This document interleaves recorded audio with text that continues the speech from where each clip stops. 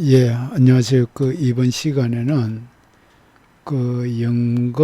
연금 계좌, 연금 저축 계좌라고 해도 좋고, 이걸 해지했을 때, 즉, 연금의 수령으로 했을 때, 소득 구분이 어떻게 되고, 과세 방식은 어떻게 되는지에 대해서 살펴보겠습니다. 지금 설명하는 연금 계좌 해지는, 음, 다른 퇴직연금 이런 거가 아니고 기존에 소득세 신고하면서 소득 공제받은 연금저축계좌 있잖아요. 매년 불입하는 그 연금계좌를 뜻합니다. 저축성 그러니까 연금저축계좌 있잖아요. 그걸 해지했을 때 이게 가령 연금소득이냐 안 그러면 기타 소득이냐 또는 어떻게 과세하느냐 그 문제를 살펴봅니다. 퇴직연금 이거는 아닙니다. 그거는 따로 이제 다음번에 설명할 거예요. 평소에 소득공제 또는 세액공제 받은 소득세 계산할 때 그거를 해지했을 때 소득 구분이 어떻게 되는지에 대해서 살펴보겠습니다. 요 1, 2, 3, 요 세 가지 조건을 모두 충족하면은 연금소득이고 요거 조건을 하나라도 충족하지 못하면 기타 소득이 되겠습니다.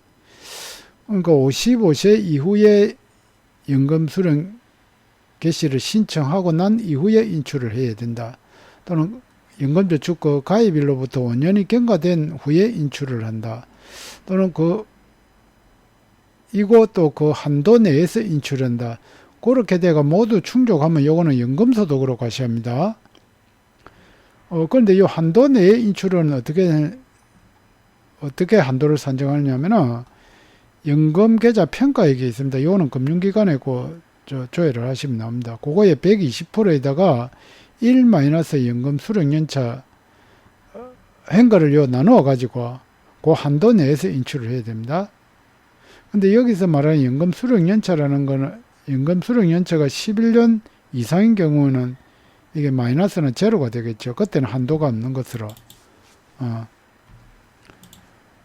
그리고 수령연차라는 거는 수령할 수 있는 날을 뜻하는 거지 실제 수령연차를 하는 건 아닙니다. 요거는 금융기관에 조회하시면은 원천징수 영수증에 다 나와 있습니다. 그렇게 해서 어쨌든 요 조건을 모두 충족하면 연금소득인데 이 연금소득은 원칙적으로는 종합과세입니다. 다른 소득하고 종합 과세하는 거죠. 그러나 요거에 해당되면은 분리과세 할 수도 있고 종합과세 그러니까 선택적 분리과세가 됩니다. 요거 이런 형태를 다 충족해가 받은 게 연금소득인데 그게 1200만 원 이하이다. 그럼 분리과세를 신청할 수도 있고 종합과세를 할 수도 있고 또는 부득이한 사유로 인출했을 때도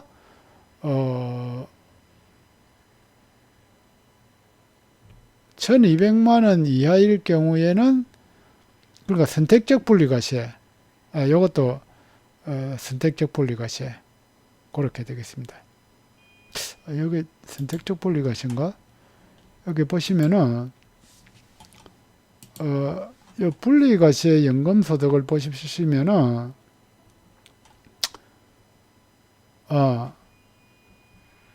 다음 항목에 그러니까 합산하는 경우는 제외한다 했으니까 그러니까 이 부득이한 사유로 인출하는 거 그다음에 지금 1200만 원 이하인 경우 그러니까 합산하는 경우 그러니까 선택적 분리과세라는 겁니다. 예.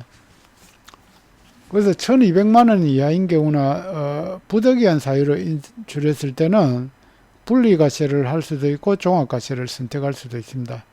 그런데 이게 거의 다 분리과세로 선택하는 게 유리할 것 같아요. 왜냐하면 분리과세든 종합과세든 원천징수세율이 이거밖에 안 됩니다.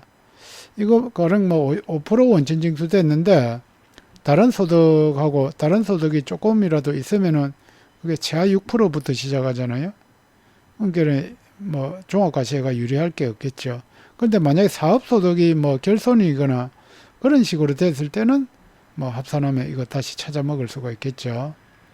그리고 요게 이제 요게 연금소득에 해당되가 종합과세되든 또는 이거 분리과세를 선택하든 간에 금융기관에서 줄 때는 이렇게 원천징수를 합니다. 요거는 나이에 따라서 나이가 69세 이전이면 5%뭐 이런 식으로 원천징수를 합니다.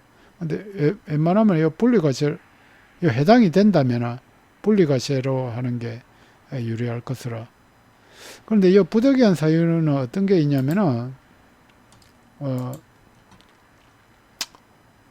뭐 어쨌든 간에 부득이한 사유에 해당되더라도 그 6개월 이내에 이 사유서를 제출해야 됩니다.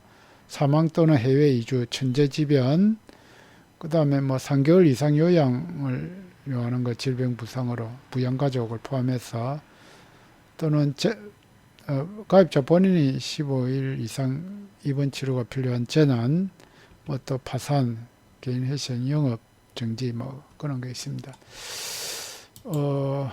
그렇게 됐을 때는 분리과세하고 안 그러면 원칙적으로 종합과세 된다.